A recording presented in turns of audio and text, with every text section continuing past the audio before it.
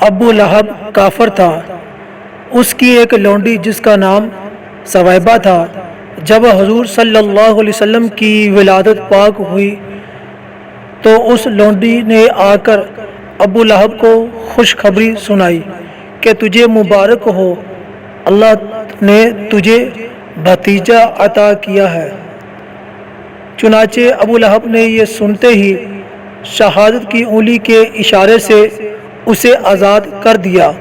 جب ابو لہب مر گیا تو گھر والوں میں سے کسی نے خواب میں دیکھا کہ ابو لہب عذاب میں مبتلا ہے۔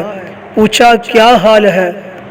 ابو لہب نے کہا تمہارے بعد مجھے کوئی بھلائی نہیں ملی مگر ثویبہ کے آزاد کرنے سے مجھے اس انگلی کے ذریعے سیراب کیا جاتا ہے، یعنی ہر پیر کو عذاب میں تخفیف ہو جاتی ہے، اور جس انگلی کے اشارے سے ثویبہ کو آزاد کیا تھا اس کے چوسنے سے آرام ملتا ہے۔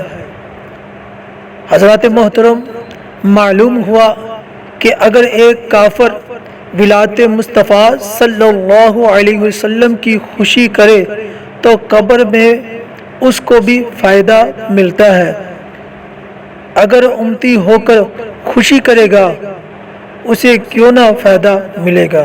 تو پھر اسی لیے مجھے یہ کہنا پڑے گا یہ دربار محمد ہے، یہاں اپنوں کا کیا کہنا، یہاں سے ہاتھ خالی غیر بھی جایا نہیں کرتے۔